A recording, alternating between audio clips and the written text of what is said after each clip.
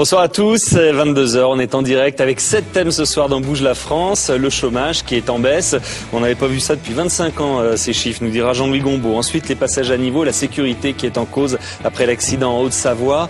Et en France il y a à peu près 20 000 passages à niveau, il y en a 400 à peu près qui sont dangereux ou qualifiés de dangereux. Alors sur le plateau Claude Lieberman qui est ingénieur des ponts et chaussées qui nous en dira un petit peu plus sur la structure de ces passages à niveau. Et Pierre Peloux, il est adjoint au maire de Breuillet, chargé de l'urbanisme. Mais Breuillet, c'est une petite ville de 8000 habitants en Essonne.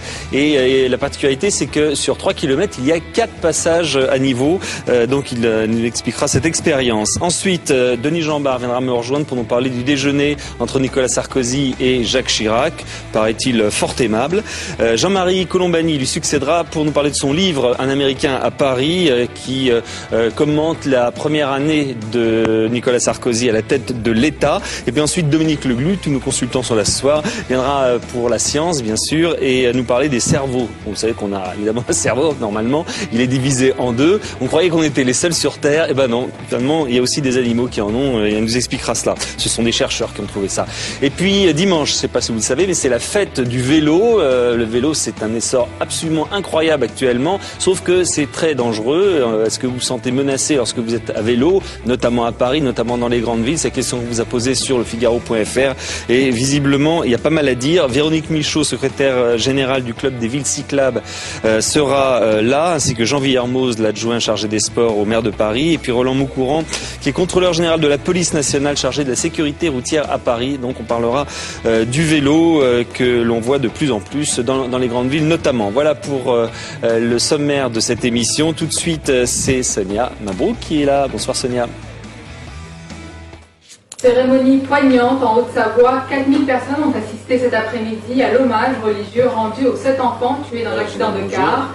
La cérémonie s'est déroulée dans le gymnase du collège de Margencel en présence du Premier ministre François Fillon. Allez vous faire maquiller, ça.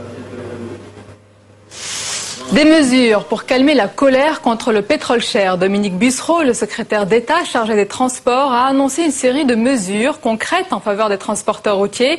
Au programme, un étalement du paiement des charges fiscales et sociales et le versement de 100 millions d'euros au titre d'une accélération du remboursement de la TIPP. Le ministre a également souligné l'importance d'une politique européenne harmonisée sur ce dossier. On l'écoute. Aujourd'hui, vous avez des pays européens dans lesquels la taxe intérieure sur les produits pétroliers est beaucoup plus cher que dans d'autres produits. Donc ça crée ensuite des distorsions de concurrence, car ça amène les camions de certains pays à circuler dans des conditions de moindre cherté que les camions français. Il y a une harmonisation à faire au sein de l'Europe, une harmonisation fiscale, une harmonisation sociale, afin que tous les camionneurs qui circulent en Europe soient à égalité de concurrence. Ces annonces interviennent alors que ce matin, encore à Rungis, Toulon ou Marseille, des opérations escargots et des barrages filtrants étaient mis en place, comme vous le voyez sur ces images. Et ce soir, la Fédération des entreprises de transport et logistique de France a eu une réaction mitigée aux annonces de Dominique Bussereau. Nicolas Sarkozy se félicite des chiffres du chômage. 7,2% de chômage au premier trimestre en France. Ce taux n'avait plus été atteint depuis 1983. Le chef de l'État estime qu'il faut continuer jusqu'au plein emploi. Mais comment y arriver? Les explications d'Alexandrine Nicolas. De moins en moins de chômeurs depuis 2006, une tendance à la baisse semble se confirmer. La raison à cela, des créations d'emplois, mais surtout un nombre important de départs à la retraite. Alors, se dirige-t-on vers le plein emploi que les économistes fixent autour de 5%? Pour atteindre le plein emploi, il faudrait que suffisamment d'emplois soient créés à l'horizon, par exemple, 2012. C'est-à-dire que tous les départs en retraite, qu'il y ait un nombre suffisant de départs en retraite qui soient remplacés. Et puis, il y a un deuxième facteur. On observe que les moyens qui sont mis par chômeurs dans les pays qui sont au plein emploi sont nettement plus importants qu'en France. Et donc, il va y avoir cette question de l'accompagnement qui va être primordiale. Mais encore faut-il que l'on s'accorde sur la définition du plein emploi. Pour certains, avoir un emploi ne veut pas forcément dire vivre décemment. Si c'est le plein emploi avec plus de 2,5 millions de personnes qui vivent avec des CDD ou en intérim qui ne leur permettent pas de vivre décemment, qui ne sont pas des activités choisies parce que ça ne leur permet pas de vivre décemment, si c'est ça le plein emploi, c'est pour nous c'est du n'importe quoi. Pour nous, le taux devrait être un taux de chômage et de précarité. Il ne serait pas de 7,2, mais il serait à 2 chiffres assurément et peut-être pas loin de 14%. Mais la tendance à la baisse du chômage pourrait bien s'arrêter. L'OCDE annonce en effet un taux de 7,6% pour l'année prochaine. Les finances de l'Opéra de Paris, de la Banque de France ou encore de l'Imprimerie nationale ont été passées au crible. Les sénateurs se penchent sur les comptes publics des institutions. Le bilan par Nicolas Béard. Depuis 2001, ils n'ont pas arrêté. C'est à la loupe que les sénateurs épluchent les comptes publics, ceux des institutions, l'Opéra de Paris, la Banque de France ou encore l'Imprimerie nationale. En tout, plus de 50 établissements publics chaque année. Une augmentation de 270% depuis 2007. Nous faisons ces contrôles, pas uniquement dans les administrations centrales, nous allons aussi dans les administrations déconcentrées. C'est le contrôle sur place et qui nous permet, à la fin, d'émettre des critiques, des recommandations qui donnent lieu à des auditions publiques, à des redressements et à un suivi pour vérifier si les recommandations ont été suivies. Les fins limiers du Sénat travaillent de pair avec la Cour des comptes. Ils traquent toutes les économies possibles, gage d'une bonne gestion des comptes publics. Nous observons des changements dans l'organisation des ministères, dans l'attitude prise par tel ou tel ministre, par telle ou telle administration, qui intègre, tout ou partie, des propositions que nous faisons. Nous devons, nous, parlementaires, nous exonérer d'un procès en complicité au dysfonctionnement de l'État. Les parlementaires espèrent beaucoup de la réforme des institutions pour accroître encore leur rôle de contrôle. 1 degré de plus dans le renforcement des pouvoirs du Parlement. File d'attente, délai d'obtention trop long, la gestion des visas est souvent un calvaire. Plus de 2 millions de visas sont délivrés chaque année par la France et le sénateur Adrien Goutéron suggère de privatiser une partie des services consulaires pour les rendre plus efficients. Alexandra Turpin nous en dit plus. Obtenir un visa pour la France, c'est d'abord attendre de longues heures au consulat, donner une photo aux normes et une série de papiers. L'idée d'Adrien Goutéron est de confier ces tâches à des entreprises privées.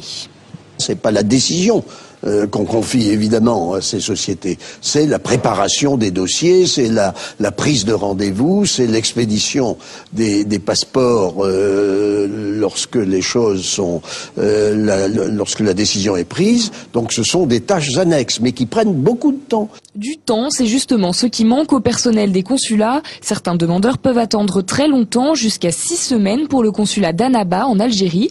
Le gouvernement est favorable à l'externalisation, déjà testée en Russie ou en Inde, mais sa généralisation n'est pas simple. Elle pose des problèmes techniques, financiers et juridiques s'agissant des demandeurs de visa qui peuvent obtenir un visa biométrique. Mais nous sommes en train de travailler sur ce dossier. Nous avons bon espoir, je l'ai dit à la Commission, de le maîtriser d'ici à la fin de l'année. Les possesseurs de passeports biométriques doivent en effet laisser des informations confidentielles comme les empreintes digitales. Confier ce rôle à des entreprises privées peut donc être dangereux. Autre question à résoudre, le coût. Les services seraient facturés aux demandeurs, 25 € environ à rajouter aux 60 déjà exigés. Et puis ces images de l'hommage rendu cet après-midi à Paris, à Yves Saint-Laurent. 1 millier de personnes étaient rassemblées devant l'église Saint-Roch. Outre de nombreuses personnalités du monde de la mode, le président Nicolas Sarkozy et son épouse étaient également présents. Les cendres du couturier seront entreposées dans les jardins de sa propriété de Marrakech, au Maroc. Puis elle a finalement jeté l'éponge. Hillary Clinton a annoncé son intention de soutenir la candidature de Barack Obama en invitant ses partisans à se rassembler derrière le sénateur de l'Illinois. Mais elle ne recherche pas pour autant la vice-présidence, a-t-elle déclaré. Voilà, ce journal est à présent terminé. Merci de l'avoir suivi. Je vous laisse en compagnie de Pierre Sled. Un quart de siècle qu'on avait vu ça, un taux de chômage à 7,2%, une baisse de 1,2 points sur un an. Un résultat sur lequel ce soir le gouvernement se garde de tout triomphalisme. Le plein emploi est encore loin, même s'il devient accessible. Maître des chiffres et champion de la statistique, Jean-Louis Gombaud nous livre son analyse. Bonsoir Jean-Louis. Bonsoir Pierre. Belle présentation, là je pense que vous êtes à l'aise. On va parler donc de ces chiffres du chômage qui n'ont jamais été aussi bons depuis 25 ans. c'est presque trop bon. On dit tiens, il y a un truc, comme les chiffres, vous savez, ont été un petit peu contestés. Là, il y a pas, c'est les bons chiffres, quoi. Comment vous les expliquez? Alors, je pense que c'est une question importante parce que ces chiffres du chômage qui, depuis maintenant pratiquement 2 ans et demi, baissent, et là, on arrive à un taux de chômage de 7,2%, le plus bas depuis 25 ans, rencontre un scepticisme parce qu'on est plongé dans un maquis de chiffres et les gens ont l'impression qu'on les trompe quelque part. Or, sans dire que la statistique dit la vérité, ça, ce n'est pas exact de dire cela. Il y a des progrès en matière statistique qui ont été faits depuis 1 an et demi. Oui, le chiffre a été modifié, la façon de le calculer. Voilà. De tous les mois, sur la base des chiffres de l'ANPE, des gens inscrits au chômage, l'UNEDIC nous donne le nombre de demandeurs d'emploi, nous en avons parlé ici, il y a à peu près 15 jours pour le mois d'avril. Et puis, voyant que c'était pas assez satisfaisant, l'INSEE a décidé de tous les 3 mois de regarder ces statistiques, de les retravailler, non seulement de prendre les chiffres, mais également sur la base d'enquêtes, à partir de sondages, d'échantillons, un certain nombre de personnes, de leur dire, est-ce que vous vous sentez être un chômeur? L'INSEE essaie pendant 3 mois de mieux cerner cette notion de chômeur. On ne sera jamais d'accord tous ensemble pour savoir ce qu'est véritablement un chômeur, mais essaie de le mieux cerner. Et à partir de là, elle nous livre tous les 3 mois ce qu'on appelle un taux de chômage, c'est-à-dire le rapport entre le nombre de chômeurs et la population active, c'est-à-dire les gens qui travaillent et qui veulent travailler. Alors, effectivement, 2004, 2005, 2006, parce que tout a été recalculé, on était sur un taux de chômage de 8,8%. En 2007, on passe à 8%. Au 4e trimestre 2007, on était à 7,4% et nous voilà rendus à 7,2%. Je pense on peut pas contester qu'il y a une baisse indéniable du nombre de chômeurs, même si on peut discuter sur vraiment ce que voilà, exactement. D'accord. Alors donc globalement, si je vous ai bien écouté, ça fait 2 ans que le chômage baisse. Mais comment se fait-il que au niveau de la croissance, il se passe rien? Parce qu'au bout d'un moment, ça devrait quand même avoir un petit rapport, une corrélation. Alors il s'est passé un double phénomène.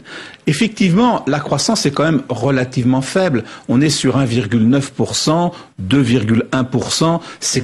C'est pas si brillant que cela. Mais l'économie française s'est mise à créer parce qu'il est beaucoup plus simple aujourd'hui de créer des emplois que parce qu'on a flexibilisé l'économie, on a créé des emplois de services, on a développé, il est vrai aussi, les emplois partiels. Tout ceci a facilité la création d'emplois. Donc le nombre de chômeurs a baissé. Et au dénominateur, on s'aperçoit que pour un mouvement démographique, la population active continue d'augmenter, mais elle augmente de moins en moins vite. Donc d'un côté, vous avez des chômeurs qui baissent de plus en plus vite, et de l'autre côté, une population active qui augmente de moins en moins vite, ça vous fait baisser le taux de chômage. Ce phénomène s'est accéléré dans la dernière période, au premier trimestre. Parce qu'au 4e trimestre 2007, la France a créé 63 000 emplois. Au premier trimestre 2008, elle en a créé 40 000. Or, malgré cela, vous avez un décrochage.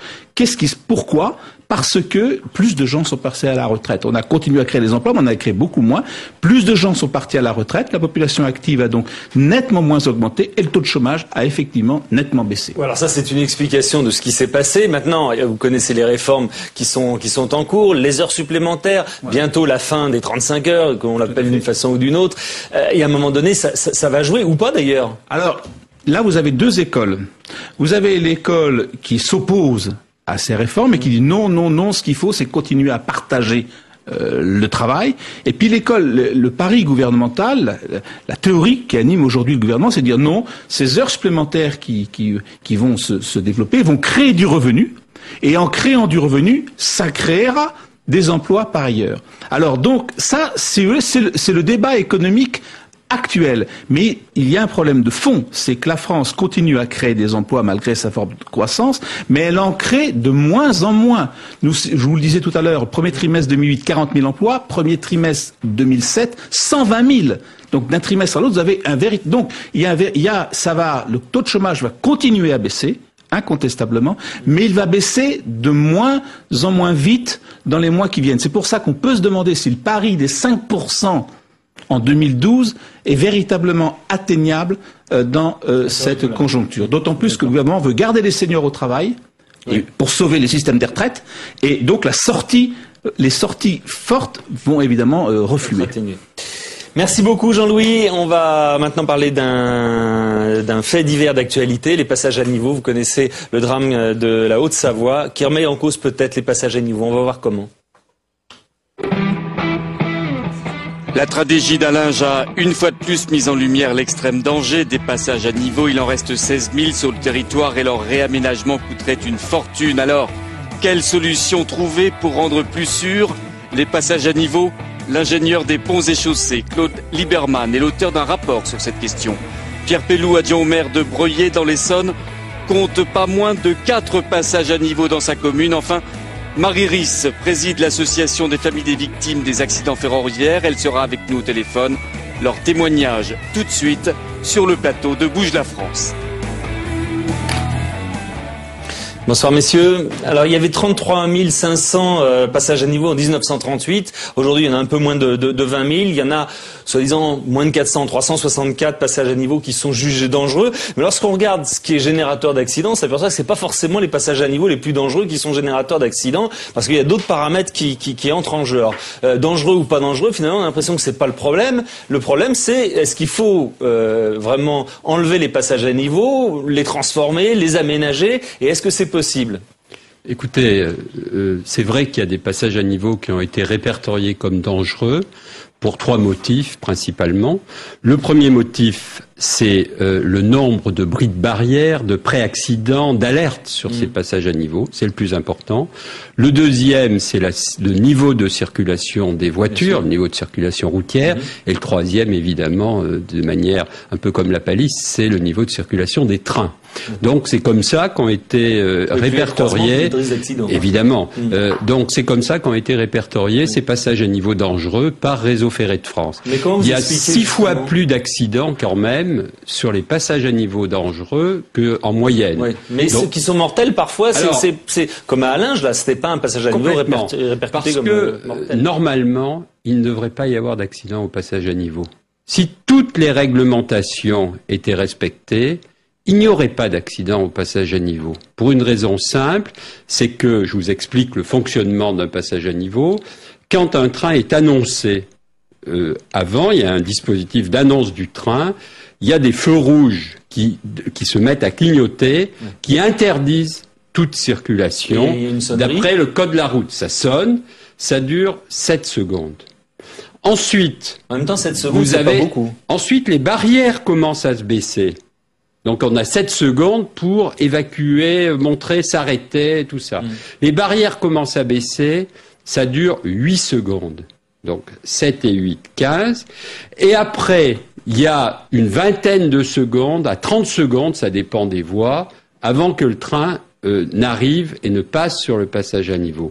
Donc en principe, si le code de la route est respecté, c'est-à-dire si la voiture, le car, le camion s'arrête au premier clignotement du feu rouge, il attend que le train passe et ensuite les barrières se relèvent et il peut passer. C'est la théorie si tout effectivement est respecté, si tout se passe bien. Le problème c'est que parfois ça se passe mal, comme là il y a une faute d'inattention, la plupart du temps c'est ça, bien sûr. La personne qui conduit fait pas vraiment attention aux on ne peut pas, si vous voulez, autant il faut prévenir les gens et faire des efforts, notamment pour les passages à niveau à Croix-de-Saint-André qui sont dans un système différent où les voitures et les trains peuvent se croiser librement.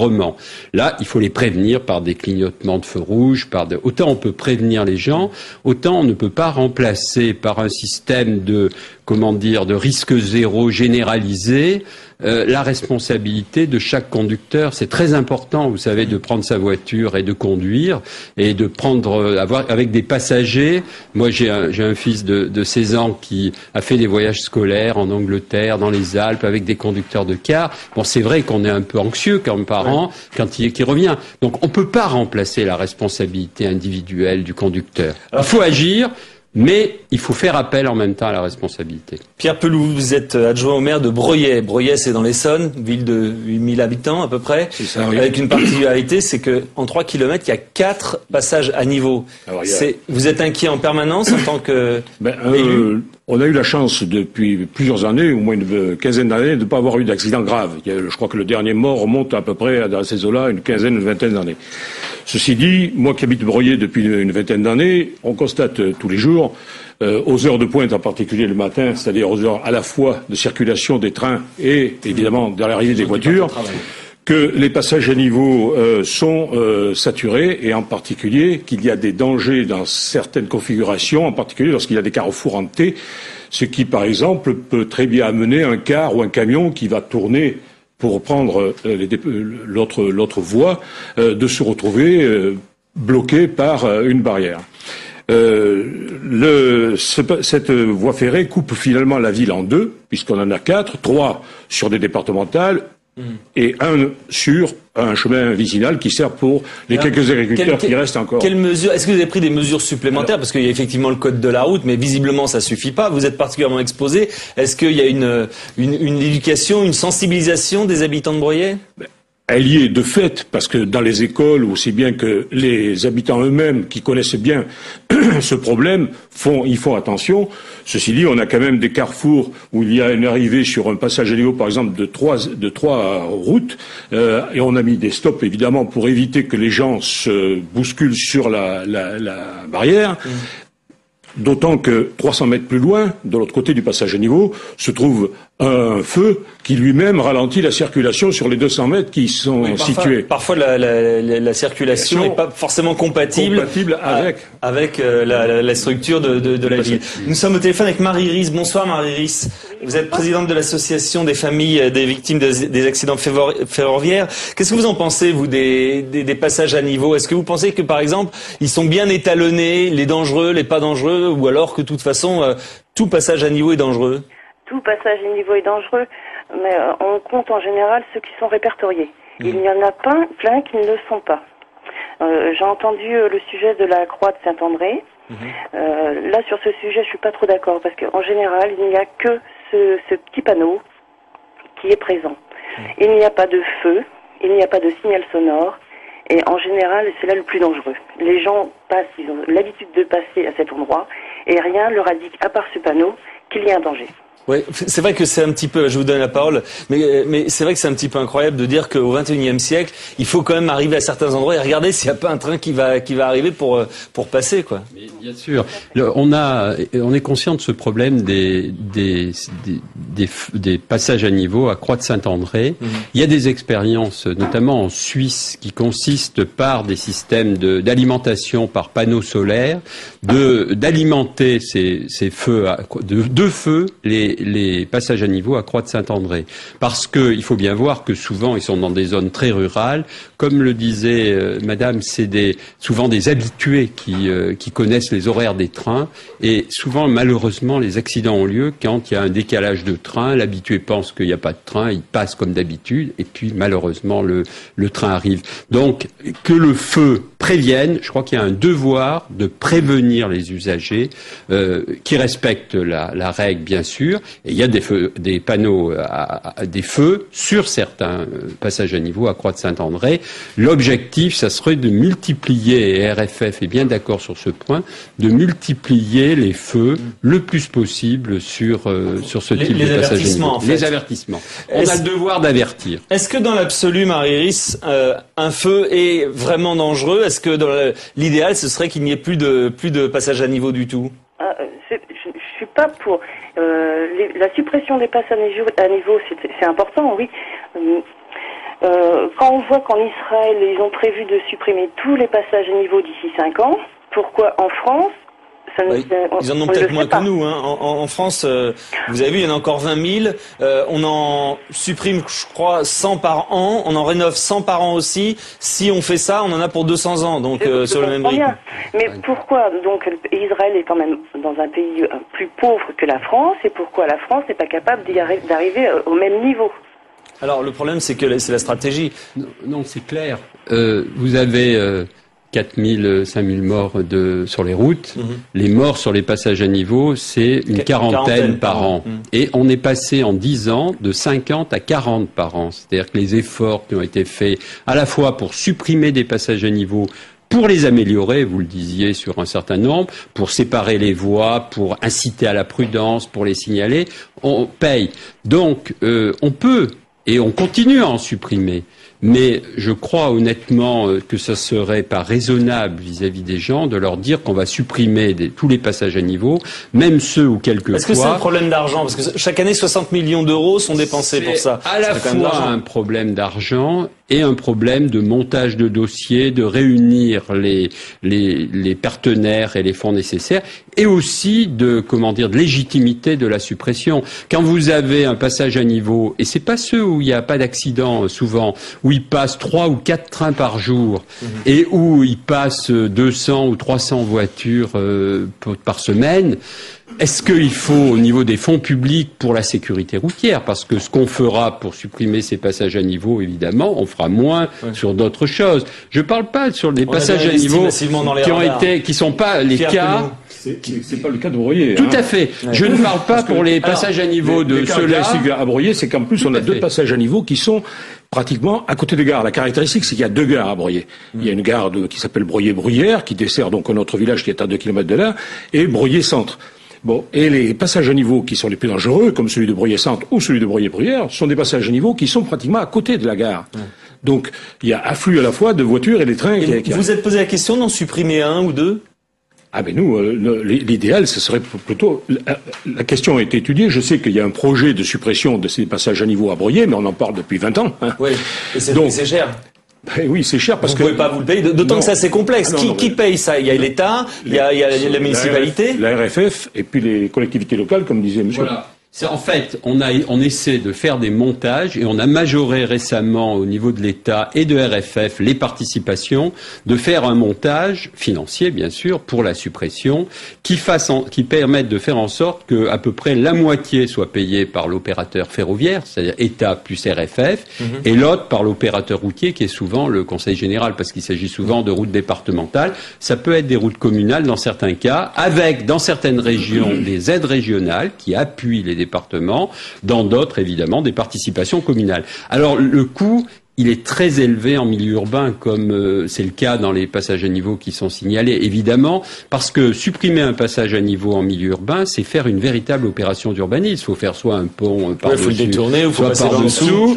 On peut, s'ils sont proches, moi j'ai vu même des cas où la coopération des maires est différente. J'ai vu 2 passages à niveau très proches, en zone rurale en plus, où il suffisait de faire un petit bout de chemin pour rejoindre l'autre et on en supprimait un.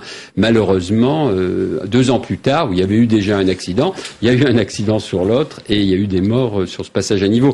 Tous les cas de figure sont dans... Je retourne vers Marie-Iris. Vous nous décriviez tout à l'heure les secondes qu'il fallait, environ 15 secondes avant que les barrières se ferment, etc. Alors c'est vrai qu'il y a des mesures, évidemment, c'est un protocole de sécuritaire. Moi, je sais pas ce que vous en pensez, Marie-Iris, mais je trouve que c'est pas beaucoup quand même, on l'a vu. Là, si il nous arrive quoi que ce soit, un car, ce qui s'est passé là, qui cale, et bien tout de suite, c'est un drame.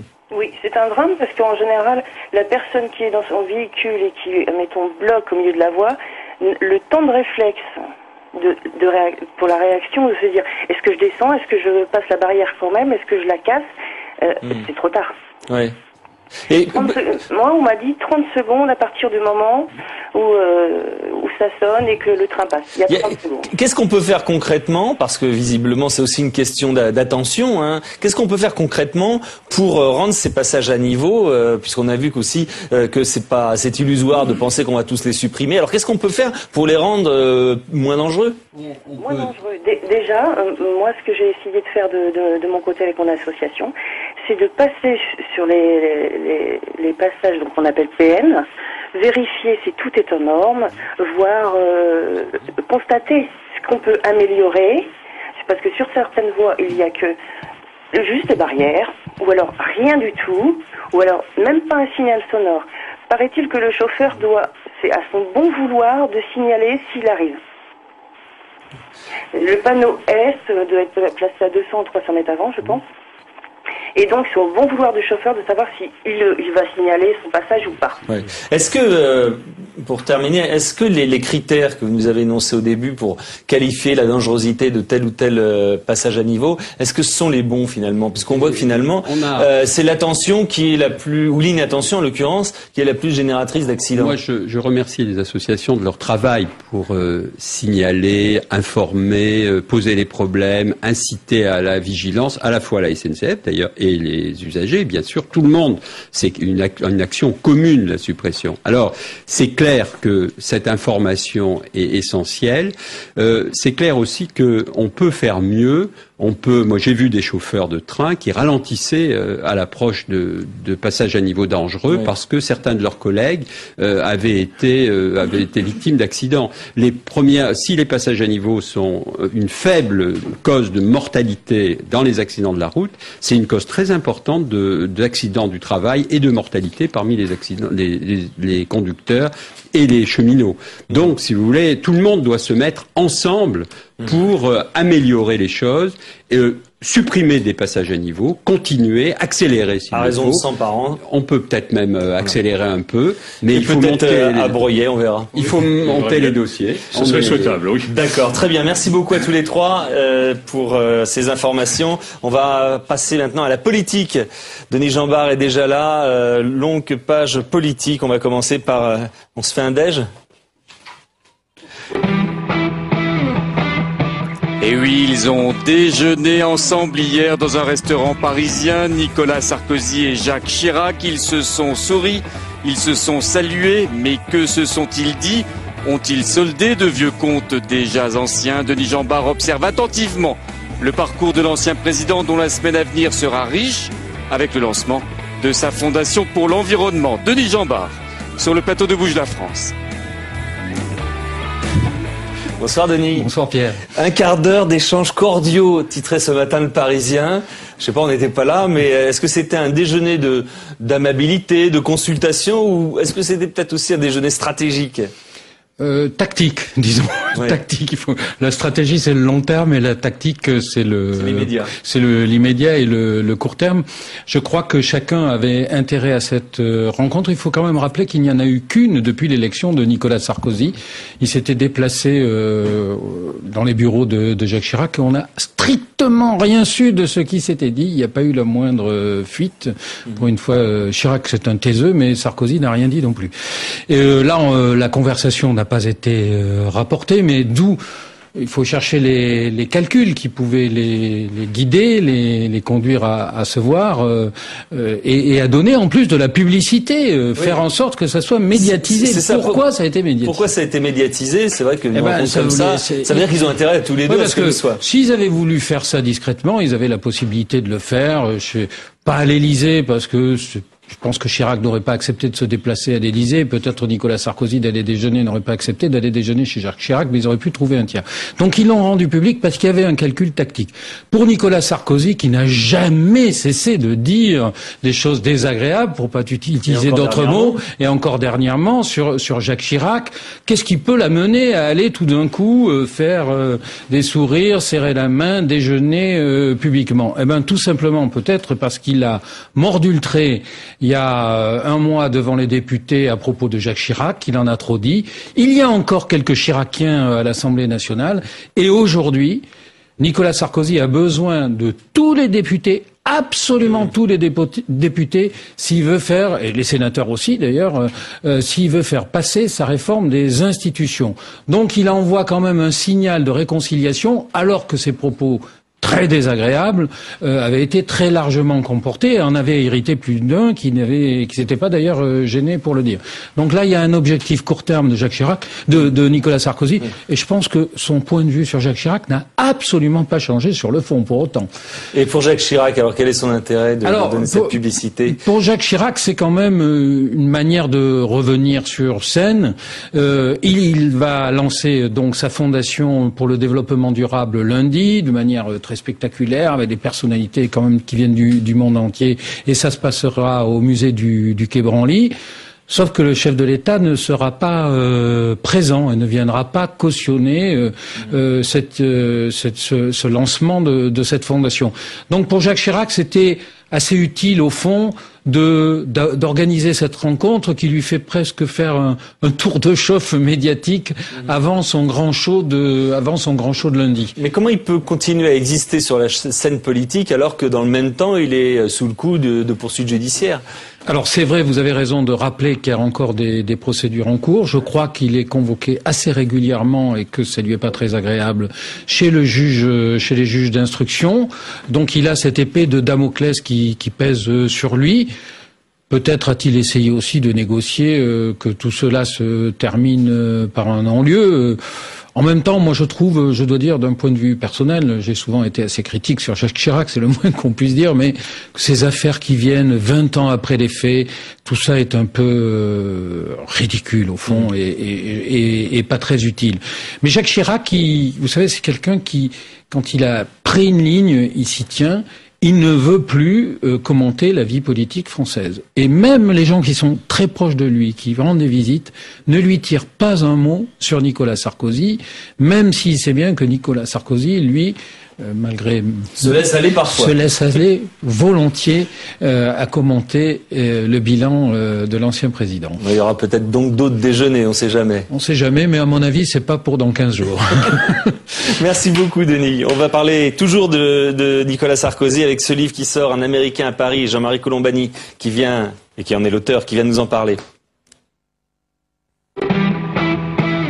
Et oui, encore un livre, on ne les compte plus sur le président en place. Sarkozy, Un Américain à Paris, dresse le portrait d'un homme au regard volontiers tourné vers le grand large, vers les rêves de la grande Amérique. Son auteur, Jean-Marie Colombani. Il est l'invité ce soir de Pierre Sled dans Bouge la France.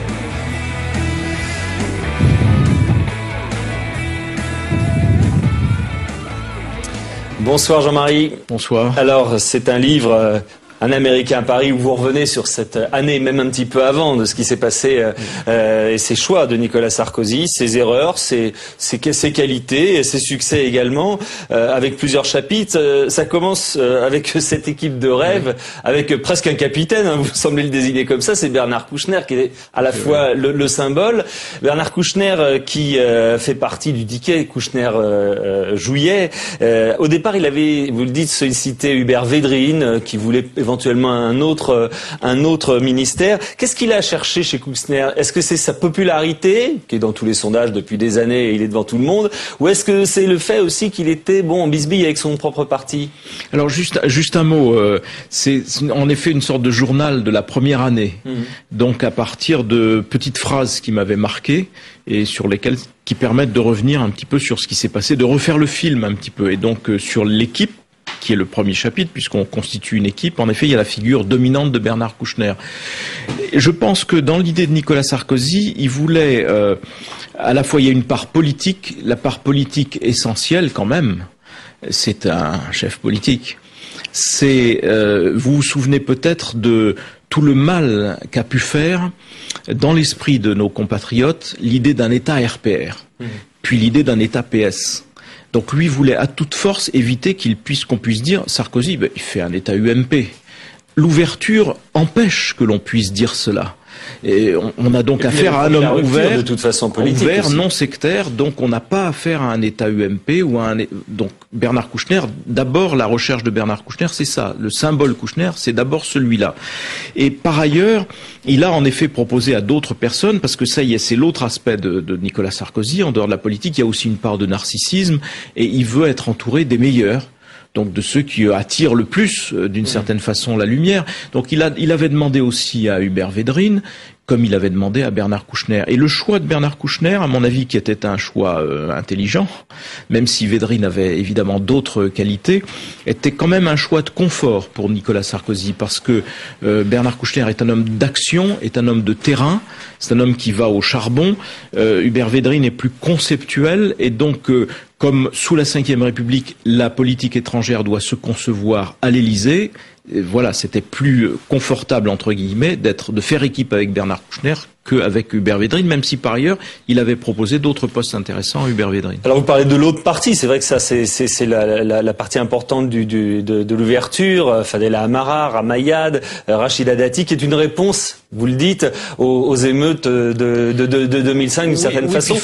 Vous êtes d'ailleurs assez élogieux, enfin pas élogieux, positif sur l'action de Nicolas Sarkozy pendant là-dessus très positif, parce que quand même l'élargissement des élites, le fait que à la tête de l'État comme symbole et ailleurs d'ailleurs, il puisse y avoir des gens qui représentent la diversité française d'aujourd'hui, c'est quand même fondamental et personne ne l'avait fait avant lui. Donc ça, c'est quand même quelque chose à porter tout à fait à son crédit. Alors après, il y a le poids du gouvernement, il y a la façon dont les uns et les autres s'adaptent, font leur métier, l'apprennent plus ou moins bien, évidemment.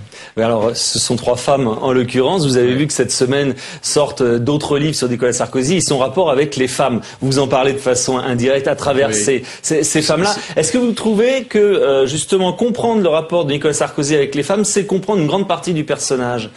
Non, je pense que le point essentiel sur lequel il fallait revenir, c'est en effet l'épisode, le passage de Cécilia à Carla, parce que objectivement, Nicolas Sarkozy avait tout fait pour que Cécilia soit à l'Élysée, pour que la famille qui recomposait, que la vie revenait à l'Élysée. La vie revenait avec une famille diverse, etc.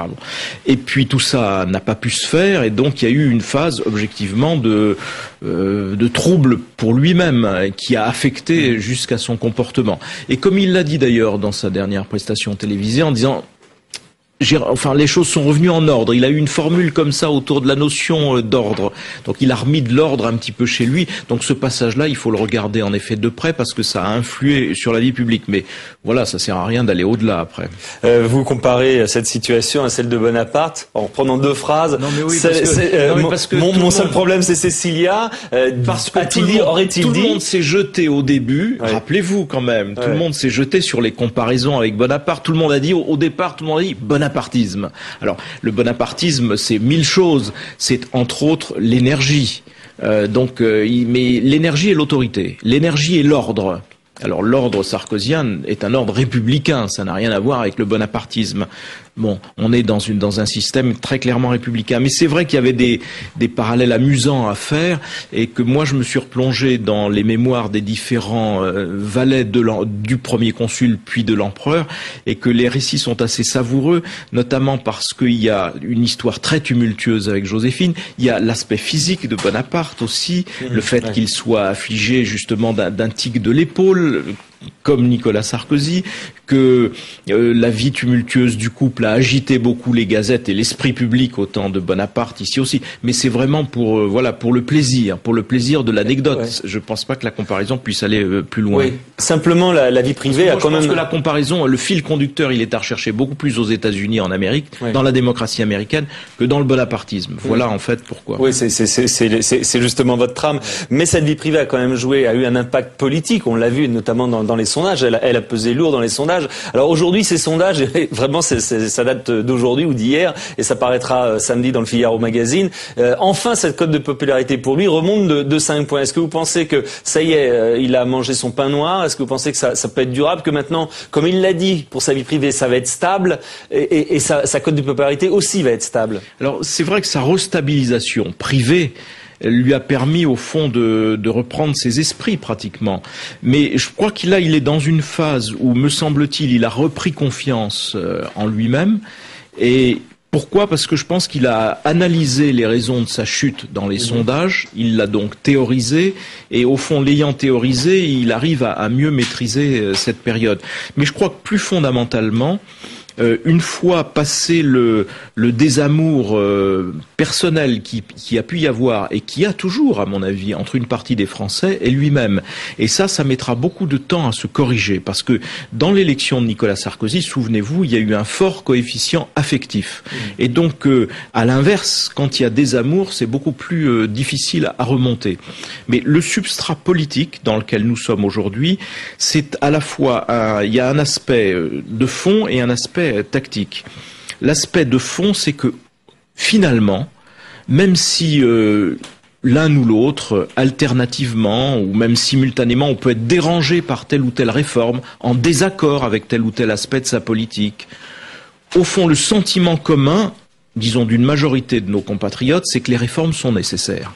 Donc le substrat sur lequel il peut s'appuyer, c'est que, d'accord, ça peut nous embêter ici ou là, mais les réformes sont nécessaires. Et d'ailleurs, même une partie de la gauche, ou même la gauche elle-même, sait très bien que, pour une part, il fait, comme on le dit, ou il est en train de faire, comme on dit, le, entre guillemets, sale boulot, que la gauche n'aura pas à faire si elle revient au pouvoir après le mandat de Nicolas Sarkozy. Ça, c'est le socle sur lequel il peut à la fois se stabiliser et puis ensuite tenter de reconstruire et si possible d'y ajouter un coefficient personnel qu'il a perdu.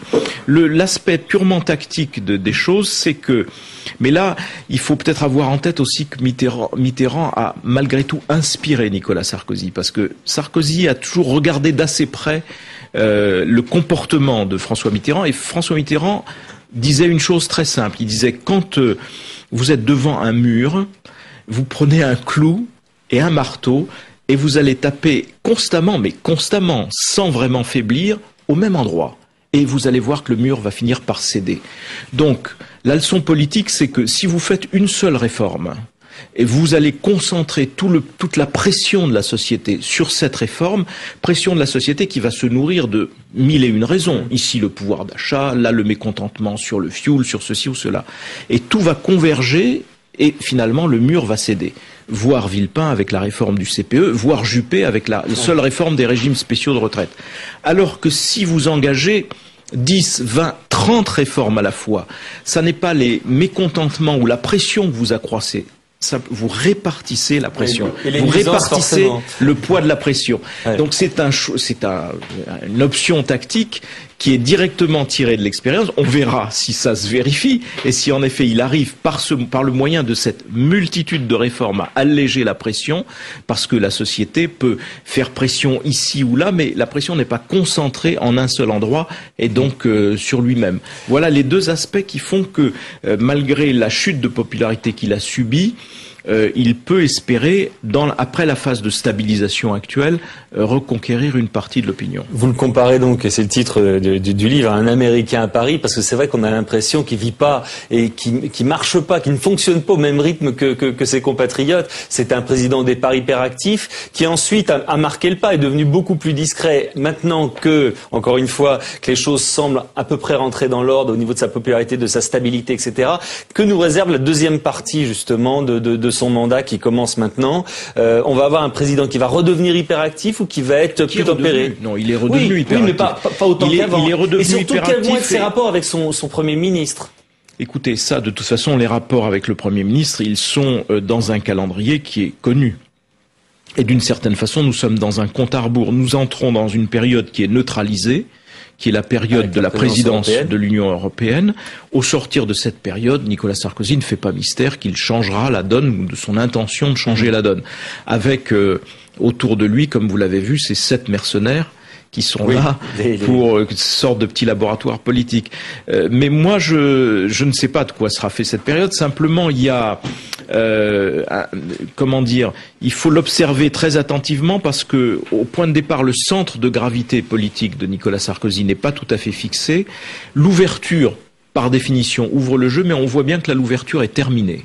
L'ouverture est terminée avec les politiques et elle est en train de se terminer avec les syndicats à cause de l'histoire des 35 heures et de ce qui a été du coup dans le dos qui a été fait des syndicats après l'accord qui avait été passé. Et donc si cette période devait se terminer vraiment, à ce moment-là on verrait revenir Nicolas Sarkozy sur une ère strictement UMP. Et je pense que là, il s'affaiblira. Au lieu de se renforcer, il s'affaiblira. C'est son erreur de continuer à vouloir être le numéro 1 de l'UMP. Cela dit, c'est comme ça qu'il s'est fait élire aussi. C'est comme ça qu'il a pris le pouvoir. Oui, mais on attend valeur aujourd'hui lui nuirait. Parce qu'on attend autre chose d'un président. Parce qu'une fois que vous êtes président, vous avez d'abord, si vous voulez durer, il faut élargir votre assise. Parce que regardez ce qui s'est passé, mais dès le lendemain de son élection, les législatives. Mais au deuxième tour des législatives, la droite a perdu. Elle n'a été majoritaire que parce qu'elle avait fait un très bon premier tour. Entre les deux tours, elle avait un peu disparu, Nicolas Sarkozy. Mais la droite a déjà été en recul. Au municipal, vous avez vu que la gauche l'a emporté, etc. Donc, s'il n'arrive pas à maintenir ouvert son spectre et s'il ne persiste pas dans l'ouverture, il verra son champ d'audience et de support se restreindre et il terminera durablement minoritaire. Donc c'est un enjeu extrêmement important. Et d'une certaine façon, une part de l'UMP et du gouvernement le tire comme cela vers la droite ou vers un centre de gravité strictement UMP. Pour le président de la République, ce serait à mes yeux en tout cas une erreur. Mais pour revenir aux correspondances américaines, si vous voulez, et je pense qu'il entre pour une part dans l'explication de ce désaccord persistant avec le Premier ministre, le fait que pour Nicolas Sarkozy, le modèle américain est quand même prégnant. Le président, c'est le chef de l'exécutif. Autour du chef de l'exécutif, vous avez quelques ministres qui comptent, à la condition d'avoir en face de vous un Parlement plus puissant, donc c'est d'ailleurs le sens de la réforme constitutionnelle, de redonner du pouvoir au Parlement, mais l'exécutif est concentré dans les mains du président. Donc d'une certaine façon, au mieux, le Premier ministre est le collaborateur du président, expression que n'a pas acceptée François Fillon, mais qui était d'une certaine façon déjà dans l'esprit et dans la règle du jeu posée par le président de la République. La seule question, c'est de savoir si les Français vont s'en accommoder, si ça leur plaît ou si ça leur plaît pas. Et sur le plan institutionnel, il me semble que les Français sont plutôt conservateurs. Un mot de la politique étrangère. En gros, vous dites que c'est pas son fort, qu'il y a eu quand même des fautes de fait, notamment sur Kadhafi, la mise en avant des contrats signés, sa venue, les félicitations hâtives de Poutine. Est-ce que vous appréhendez justement la présidence française européenne, où là il va être au cœur de ce système? Oui, un peu. On peut la voir venir avec un peu d'inquiétude quand même, parce que si vous voulez, autant il avait réussi sa première percée, c'est-à-dire réussir à convaincre tout le monde d'amender le traité. Et d'en arriver à un traité. Vous dites un petit peu la paternité. Une part du travail de Madame Merkel, mais bon, il n'y a que les Français pour parler de traité simplifié. Les autres Européens parlent du traité de Lisbonne. Donc ça, c'était quand même une percée. Incontestablement, ça nous a remis d'aplomb. Ça ne nous a pas remis en avant, parce qu'avant que l'Europe ne se remette en avant et que nous-mêmes ne puissions reconquérir le leadership, il se passera beaucoup de temps, parce que la catastrophe va être longue à effacer, mais néanmoins, là, il était parti un peu tout feu, tout flamme, en disant, période décisive, l'Europe va avancer, etc. Et puis on voit bien que plus on s'approche de l'événement, et plus la réalité s'impose, d'abord des difficultés internationales qui sont très grandes, et puis du fait qu'on voit se réduire au fond nos ambitions, et ça va se réduire à impact pour l'immigration, certainement, quelque chose sur le climat, l'énergie et le climat, mais quand on regarde ce qui devrait se faire sur l'énergie et ce qui va peut-être s'esquisser, on voit qu'on est très loin du compte. Sur la défense, on voit bien qu'on n'y arrivera pas, même si l'ambition française est réelle, la volonté française est réelle, mais le partenaire anglais est défaillant. Sans partenaire britannique, vous ne faites pas avancer la défense européenne. Or, le Premier ministre britannique est dans un tel état de faiblesse politique que je vois mal que les choses puissent vraiment significativement avancer. Donc on voit bien que plus on se rapproche, plus les choses s'amenuisent, et c'est évidemment très dommage. Et là, on risque aussi de devoir en rabattre d'une ambition qui était, à mes yeux, en tout cas légitime. Sans parler du référendum irlandais, qui n'est pas forcément gagné non plus. Qui est loin d'être gagné, parce que vous savez, les mécaniques de non sont des mécaniques redoutables, ce sont les mécaniques les plus simples, et ce sont les plus difficiles à combattre. Très bien, merci beaucoup Jean-Marie Colombani, un Américain à Paris, chez Plon, c'est ça? Ouais, chez Plon. Absolument, c'est chez Plon. Merci d'être venu. On va parler maintenant de science et du cerveau humain, enfin on va dire des cerveaux, puisqu'il y en a deux, avec Dominique Leglu. Des cerveaux humains et des cerveaux des insectes, car on ne s'émerveillera jamais assez du monde fascinant des abeilles par exemple. Et peu de jours se passent sans que de découvertes nouvelles ne viennent enrichir la connaissance de ces incroyables bestioles. La dernière en date concerne leur cerveau, presque comme le nôtre, un droit et un gauche. Notre chroniqueuse Dominique Leglu a disséqué avec avidité ces dernières découvertes entomologiques. Bonsoir Dominique. Bonsoir. Alors vous êtes venu avec vos deux cerveaux, c'est la différence, on croyait que c'était la différence entre l'homme et l'animal, puis là il y a des chercheurs qui essayent de un peu de prouver le contraire. Avant de détailler ça et ces recherches, expliquez-nous pourquoi d'abord nous on a deux cerveaux, un droit et un gauche, deux hémisphères. Alors écoutez, si je vous le disais vraiment, ce serait une découverte formidable. Ce qu'on peut faire, c'est seulement constater qu'on doit avoir deux hémisphères complémentaires. D'abord, vous avez vu certainement un vrai cerveau, vous avez vu qu'il est constitué de ces deux parties avec un sillon central.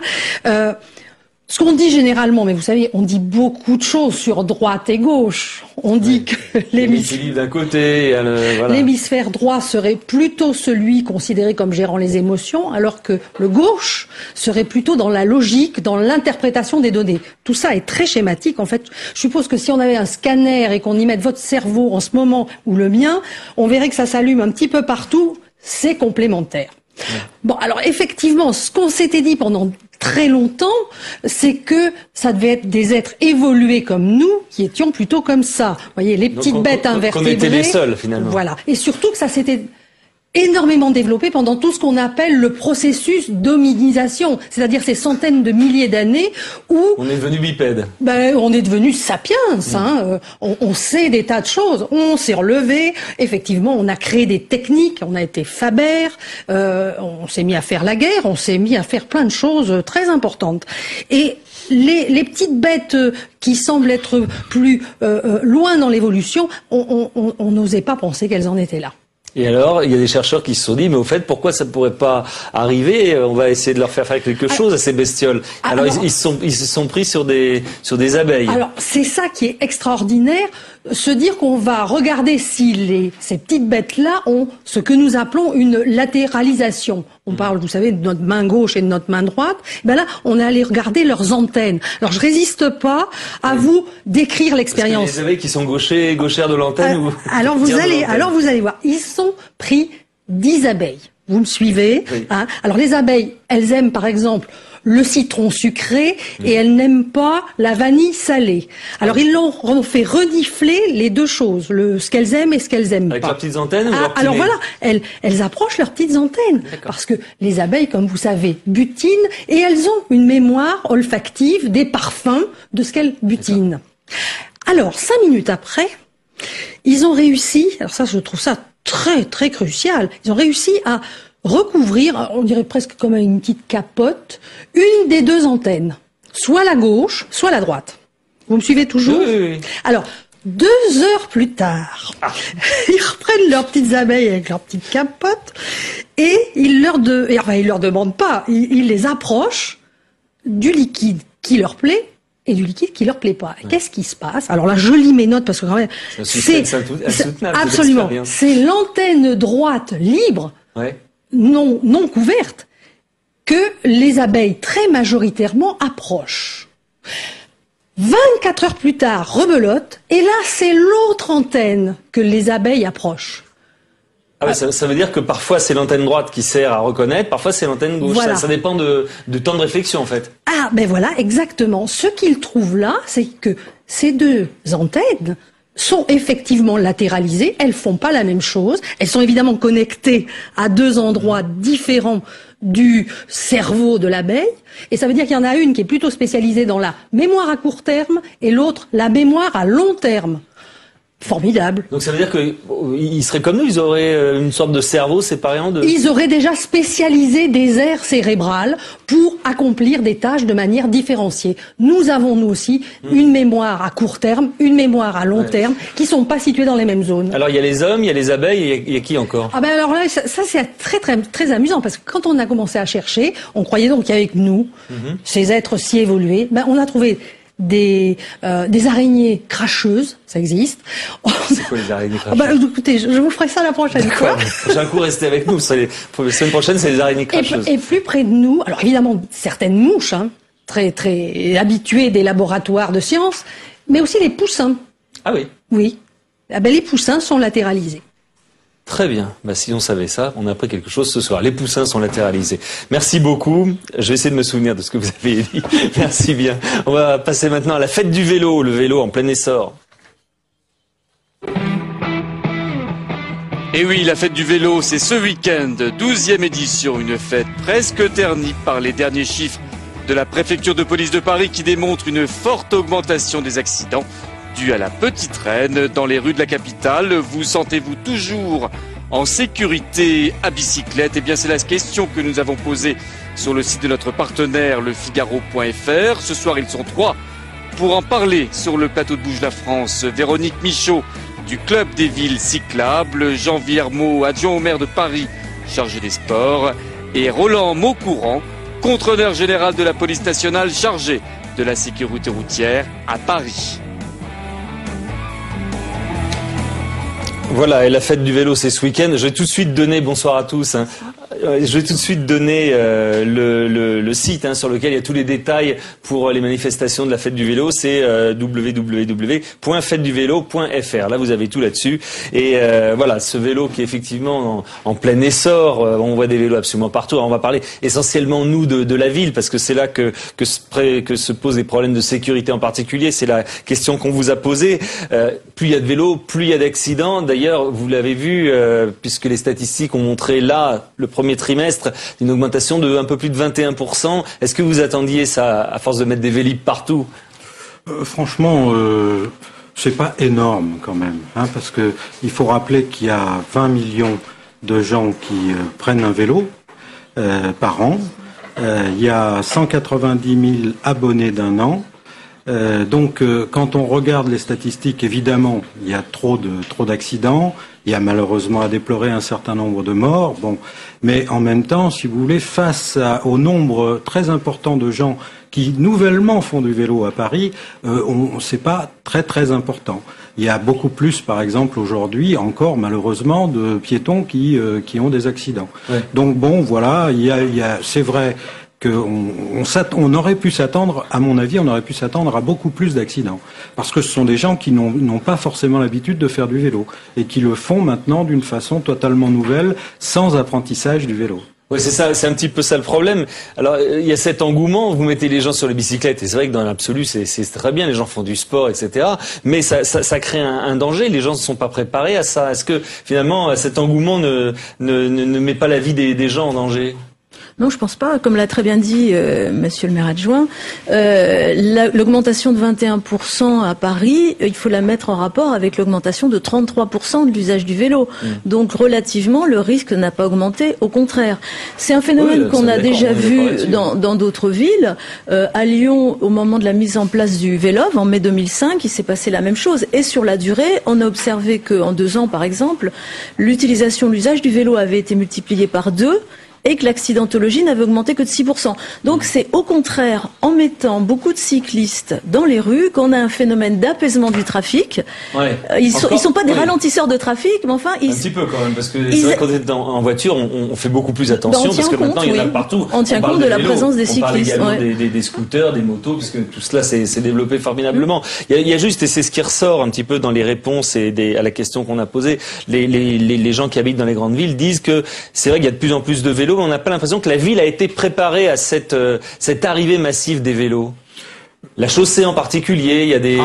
si, du point de vue des aménagements cyclables, il y a eu quand même... Oui, mais pas suffisamment par rapport... C'est vrai que là, c'est plus... Enfin, vous êtes parisien, vous avez vu quand même, ça devient compliqué de conduire dans Paris lorsqu'on est même à vélo. C'est dangereux. Enfin, je vais vous citer tous les témoignages. Les cyclistes ne se sentent pas en sécurité, ni dans les zones, et particulièrement les couloirs de bus où ils peuvent aller, ni sur la chaussée normale, ils se sentent en sécurité. Non, c'est vrai. Bon, de toute façon, il faut continuer à améliorer le parcours des vélos dans Paris, c'est clair. On en a déjà fait beaucoup. On a fait 440 km de pistes cyclables dans Paris, de trajets cyclables. Je crois qu'il faut encore améliorer cela. Bon, moi, je suis pas sûr que ça soit vraiment une très bonne chose d'avoir mis les bus et les vélos en même temps sur le même parcours. Il faut regarder. Qu'est-ce qu'on a comme autre possibilité? Paris n'est pas extensible. Non, mais je pense je crois qu'il faut aller encore plus loin dans des pistes cyclables qui sont séparées vraiment de la route et dans lesquelles on peut aussi les séparer avec du stationnement. Je crois que si on pouvait faire ça, ça serait bien. Il y a certainement encore beaucoup de choses à améliorer et à aménager dans la voirie parisienne. Il faut certainement simplifier un certain nombre de choses. Peut-être qu'il faut envisager de mettre aussi les vélos sur les trottoirs. Alors, je ne sais pas ce qu'on en pense. C'est vrai que c'est un conflit peut-être entre les vélos et les piétons. C'est pas toujours bien accepté ni par les uns ni par les autres. Il faut regarder. Je crois qu'il faut encore améliorer la situation pour permettre encore une plus grande sécurité. Alors, Roland Maucourant, je rappelle que vous êtes contrôleur général de la police nationale qui est chargé justement de la sécurité routière à Paris. Vous avez vu comment se comportent les cyclistes, enfin une partie d'entre eux. C'est vrai qu'ils sont tellement contents d'un seul coup d'avoir la ville, de posséder la ville à vélo, qu'ils font quand même un petit peu n'importe quoi. Et surtout, ils ont le sentiment d'impunité. On a des gens qui téléphonent, qui ont une main sur le guidon, qui grillent les feux, etc., et qui sont dangereux pour eux-mêmes et pour les autres. Est-ce que on pourrait pas faire une action pour un petit peu sensibiliser les gens, mais aussi les sanctionner, comme on a pu faire sur la route? On a vu avec quels effets. Est-ce que on peut pas verbaliser? Les gens étaient un peu plus attentifs. C'est ce que nous avons fait l'an dernier quand on a vu que Vélib, quand même, puisqu'on a fait augmenter les sanctions de plus de 200%. Oui, d'accord, mais enfin, vous partiez de... C'est comme les chiffres de... Oui, mais enfin, il y a quand même eu des dispositifs de mis en place et des instructions de donner aux policiers, parce que avant, effectivement, ils ne travaillaient pas beaucoup ce domaine-là, parce que le vélo était considéré comme un moyen de déplacement qui ne générait pas un grand risque routier. Puis on dénombrait que 400 victimes en 2004. Mais en 2007, il y en avait presque 700. Et cette année, donc l'augmentation qui continue de se faire, nous laisse penser que si le développement de la bicyclette se poursuit, on va atteindre plus de 1000 victimes. Donc là, l'insécurité routière ne doit pas être vue comme une fatalité. C'est pas parce qu'on a plus d'usagers qui font du vélo qu'on doit accepter un risque et que le nombre de victimes augmente. Parce que Et donc, est-ce qu'il y a un plan qui est prévu pour ça? Parce que vous dites, si ça augmente, ça va augmenter. On le sait très bien tous que ça augmente tous les jours. Il y a une augmentation de 35% des vélos depuis que le Vélib existe à Paris, de vélos autres que les Vélib achetés. Nous, la stratégie de la préfecture de police, c'est d'abord de développer la prévention dans les écoles, apprendre les règles du code de la route aussi bien aux primaires que dans les collèges, pour qu'il y ait un respect des règles. Il faut quand même, le partage d'espace public ne veut pas se concevoir sans respect d'un minimum de règles. Or, pour l'instant, les règles, c'est le code de la route. Peut-être que demain, il y aura un code de la rue. Et toujours est-il que le code de la route est une garantie pour les cyclistes. Parce qu'un cycliste, il est vulnérable. Il doit faire respecter ses règles pour se protéger, parce qu'il doit aussi faire attention aux fautes des autres. Je rappelle que les cyclistes, dans les accidents dans lesquels ils sont impliqués, ils ne sont responsables que de 40% des accidents. La première faute qui génère un accident aux cyclistes, c'est l'ouverture de la portière. Les ouvertures de portières intempestives sont quand même une grande cause d'accident. Mais il y a le non-respect du feu rouge, parce que en voiture, on sait tous les points, etc., comment ça se produit. Qu'est-ce qu'on risque quand on est cycliste, qu'on commet une infraction? Qu'on téléphone, par exemple. Il y a des contraventions, ça peuvent être de la 4e classe ou de la 2e classe. Oui, mais alors là, c'est que de l'argent, il n'y a pas on retire pas de points. On retire pas de points au permis de conduire. En revanche, la sanction, l'amende est quand même suffisamment dissuasive. Je pense que les cyclistes n'apprécient pas d'être verbalisés. Et la verbalisation, je pense qu'elle s'impose pour rappeler la règle. En l'absence de sanctions, les gens ont tendance, on le voit pour les piétons, à faire un peu n'importe quoi. Et comme il s'agit d'usagers vulnérables, ils s'exposent à un risque anormal élevé. Alors même si certains internautes nous disent il faut pas une réglementation spécifique au vélo, ne faisons pas du vélo un nouvel enfer législatif et réglementaire, ça c'est Wata qui nous dit ça. Est-ce que c'est quand même souhaitable au bout d'un moment, quand on a autant de vélos dans une ville, de pas imposer le casque par exemple? Non, vous êtes pas pour ça? Non, parce que le casque, c'est passer un message que le vélo c'est dangereux. Et la réalité de l'accidentologie aujourd'hui, elle montre que le casque est pas du tout nécessaire pour protéger le cycliste. Il faut quand même se dire qu'en France, quand on a les chiffres de la sécurité routière, on amalgame les pratiques. Donc vous avez dans les mêmes chiffres d'accidentés ou de tués, les 1000 ne sont pas des tués, France entière. On est très loin de ces chiffres-là. Quand vous parliez de 1000 victimes, c'est pas 1000 morts, en France, pas du tout. On est autour de 200 par an. Non mais vous disiez victimes, alors je voulais rétablir un petit peu. Paris, c'est des blessés. Voilà, des blessés. Donc, et France entière, c'est 200 victimes, 200 tués à vélo, qui peuvent être dans la pratique très sportive, routière, sur route à grande vitesse, en ville, etc. Donc on a une réalité, en fait, un amalgame de ces accidents et cette pratique vélo au pluriel, et on ne sait pas très bien ce qui se passe très précisément. Donc c'est pour ça que le casque, il est indispensable, il est obligatoire sur piste, il est indispensable quand vous faites du vélo sur route, à grande vitesse et il n'est pas aujourd'hui le dispositif qui va protéger le cycliste en ville.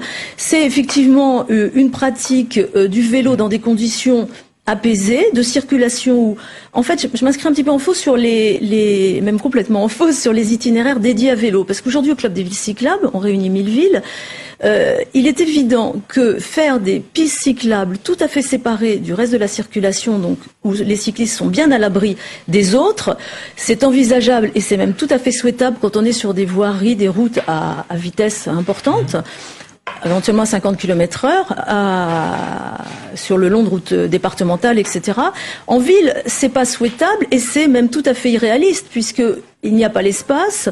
Il est évident que vous changez de direction et que vous êtes amené à circuler en cohabitant avec les voitures, les piétons. Alors c'est ce que disait très bien Monsieur Moncourant, c'est ça qui est la difficulté, c'est de donner les conditions de la mixité de tous ces usagers de la rue dans un même espace qui est restreint et qui s'appelle la rue. C'est la difficulté, mais il est évident que c'est pas une accumulation des règles spécifiques pour chacun de ces usagers qui va dans chaque catégorie les protéger. Je crois que ça serait vraiment une impasse. Aujourd'hui, c'est un système, c'est un vivre ensemble qui doit s'organiser avec du bon sens. Je pense qu'il y a assez peu de cyclistes qui sont suicidaires et qui se comportent n'importe comment. Il y en a qui se comportent quand même bizarrement. C'est vrai, il y en a de plus en plus, puisqu'il y a de plus en plus de cyclistes. Il y en a un qui nous dit j'habite en Allemagne et quand j'ai en France, j'ai peur de faire du vélo. Je me sens en danger dans la même voie quand je suis dans la même voie que les bus. Il faudrait séparer les voies de bus et les pistes cyclables. Moi, je voulais vous poser une question sur un autre. Alors, on se dit, tiens, le vélo, c'est la santé, c'est formidable. On fait un effort, etc. Très bien. Parlons des problèmes de pollution. C'est très bien que dans Paris, inhaler les gaz d'échappement, c'est pas forcément une bonne chose. Il y a des moments, et notamment en été, où il y a des alertes pollution, où on est obligé de réduire la vitesse, notamment sur les périphériques. Est-ce que on peut pas aussi faire une alerte pollution pour les cyclistes, leur dire attendez, il y a des jours où c'est dangereux pour vous, vous allez inhaler des choses qui sont pas forcément bonnes. De toute façon, quand il y a une alerte pollution, tout le monde sait que le sport est quand même pas forcément la meilleure chose à faire dans la ville. Bon, alors à partir du moment où le vélo oblige quelque part à respirer plus rapidement, une élévation du rythme cardiaque, à un moment donné, il est évident que ça n'est pas forcément la meilleure des choses pour justement en temps de pollution. Bon, ceci dit, chacun est responsable à un moment donné et on est dans un pays quand même de liberté. Chacun est amené à réfléchir à savoir s'il faut qu'il prenne son vélo ou dans ce cas-là, il vaut mieux pas qu'ils prennent la voiture non plus, donc il vaut mieux qu'ils prennent les transports en commun. Un mot sur les Vélib. On peut dire la même chose sur les vélos, mais puisqu'on parle de Paris et que vous êtes là. Les Vélib, bon, les problèmes, vous commencez à les avoir serriés. Il y a toujours des stations sans vélo, des stations saturées. Est-ce que vous avancez un petit peu là-dessus? Parce que moi, je peux vous en parler. À côté de chez moi, j'ai 3 stations. Il n'y a jamais un vélo. N'importe quel jour, c'est très compliqué, quoi. Vous habitez en haut d'une côte? Non, j'habite sur le plat. Bon, écoutez, ça s'améliore un peu. On rappelait tout à l'heure, d'ailleurs, ensemble, que ça ne fait à peine 1 an que Vélib est mis en place à Paris. Donc en 1 an de temps, quand même, les choses ont progressé. On a vu les défauts, on a vu les problèmes. Notamment, on a vu que quand il y avait des côtes et quand en haut d'une côte, il était rare que le soir il y ait des vélos et le matin encore moins. C'était à Lyon aussi avec le vélo. Donc il faut essayer d'organiser mieux les choses, la répartition des vélos. Il y a de plus en plus aussi de stations. Bon, donc tout ça se met en place. La société Vélib devra aussi prendre en compte un certain nombre de choses. Il y a beaucoup de Vélib détériorés? Oui, il y en a quand même pas mal. Oui. C'est quoi la proportion? Je crois que c'est de l'ordre de 20% à peu près. Donc c'est quand même relativement important. Oui, il faut renouveler le parc sans arrêt. C'est pas forcément renouveler le parc, mais au moins le réparer. Voilà. Et il y a certainement un peu de délinquance ou de gens qui viennent exprès retirer crever les roues ou des choses de ce type. Mais globalement quand même, je trouve qu'il y a une amélioration sensible. Et quand on regarde le taux de satisfaction des gens qui sont abonnés, c'est très important, c'est de l'ordre de 90% de gens qui sont satisfaits de Vélib. Véronique Michaud, pour terminer très rapidement, à quoi sert cette fête du vélo? Ça va donner quoi? Ça va être la fête des vélos et des cyclistes, et pas seulement l'occasion de répéter qu'ils font n'importe quoi. Non, c'est vrai que cette année notamment, c'est beaucoup plus de sites que l'an passé. C'est plus de 400 sites. C'est l'occasion de mettre en avant des réalisations en faveur du vélo dans toute leur diversité. Intéressant cette année, par exemple, beaucoup d'opérations qui mettent en avant le vélo comme mode de déplacement pour aller travailler. seul ou combiné au transport public. Donc il y a beaucoup de visibilité aussi du vélo dans ce qu'on appelle les plans de déplacement d'entreprise. Ça, c'est un fait assez nouveau. C'est des grandes balades à vélo qui réunissent le plus de participants. C'est d'ailleurs ces balades quelquefois l'occasion pour des gens qui hésitent encore de faciliter ce passage à l'acte un petit peu, d'essayer. C'est du BMX à Sarcelles pour les jeunes qui vont s'essayer aussi. On a aussi des partenaires qui sont nombreux et intéressants d'ailleurs à cet égard. La Française des Jeux accompagne cette opération à Sarcelles. Donc il y a une augmentation du nombre d'événements et une grande diversité de ces événements festifs. Et donc c'est ce week-end. Tous les détails là-dessus sur www.fêteduvélo, fête FETE, du vélo. .fr et vous aurez dans votre coin tout ce qui se passe à propos du vélo. Merci à tous les trois. On va passer maintenant à la une des journaux de demain avec Sonia et le dernier coup de fil dans la foulée. Et oui, des manchettes pour vous informer, des unes qu'a lu pour vous Sonia Mabrouk. Elles seront demain dans tous vos kiosques. La revue de presse de Bouge la France est tout de suite.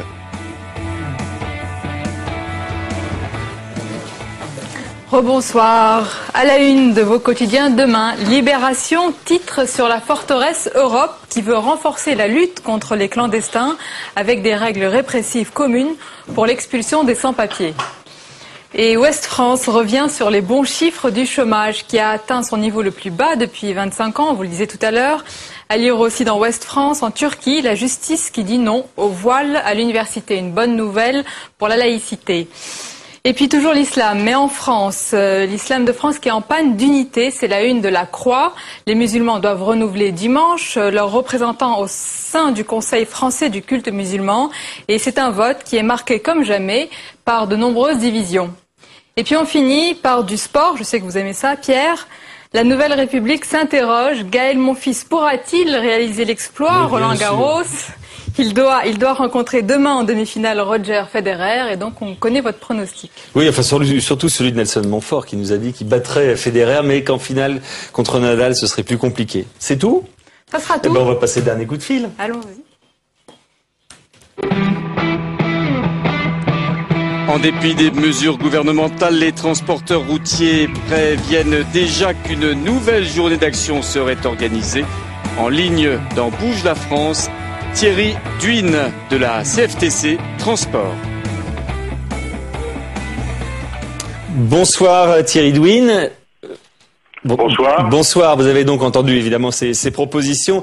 Ne pensez-vous pas que ce sont des propositions pour du court terme, que en fait le fond du problème, il ne va pas être réglé entièrement par cela?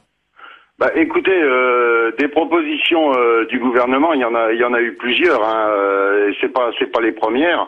Bon, moi je pense que le ministre Dominique Bussereau doit pas connaître ou trop bien maîtriser le commerce dans les entreprises, parce que aujourd'hui on voit bien, il y a déjà des lois qui permettent de détaxer, enfin de répercuter les prix à la consommation suite aux augmentations de gasoil, mais les clients ne veulent pas payer et on peut rien faire derrière. Les transporteurs ne peuvent rien faire. Donc c'est quoi les bonnes mesures pour vous?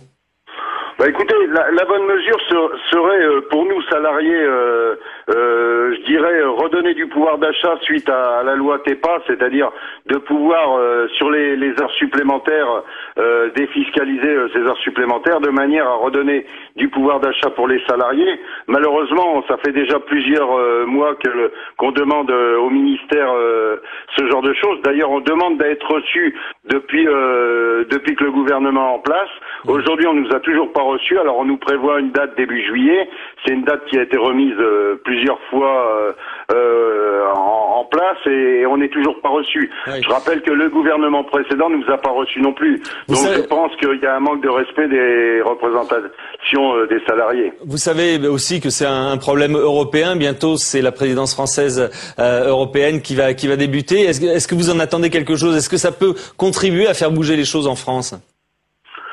Bah, écoutez, je sais pas, là, je reste un peu vague sur la réponse parce que on a déjà du mal au niveau français à régler nos propres problèmes en les déplaçant au niveau européen, sachant quand même le nombre de pays et de pays qui viennent de rentrer justement au niveau européen et qui sont des pays, je dirais, à main d'œuvre moins chère, ce qui fait que aujourd'hui, je ne sais pas si on y arrivera pour nous au niveau de la France.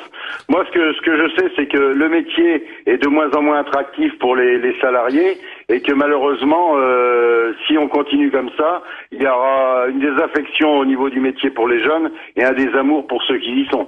Merci beaucoup Thierry Huynh, merci bien. On va se quitter maintenant puisque c'est jeudi soir, on se retrouvera lundi prochain. Dominique Fass était le réalisateur de l'émission ce soir, Pierre-Henri Gergogne était là évidemment, Anthony Saint-Léger et Oriane Mancini ont préparé cette émission et on souhaite évidemment un bon anniversaire à Oriane qui fête ses 23 ans quand même, voilà. Bon anniversaire à Oriane, je vous donne rendez-vous lundi prochain. Tout de suite, portrait de Paul Giraud, sénateur UMP de l'Aisne. Au revoir, à lundi, merci.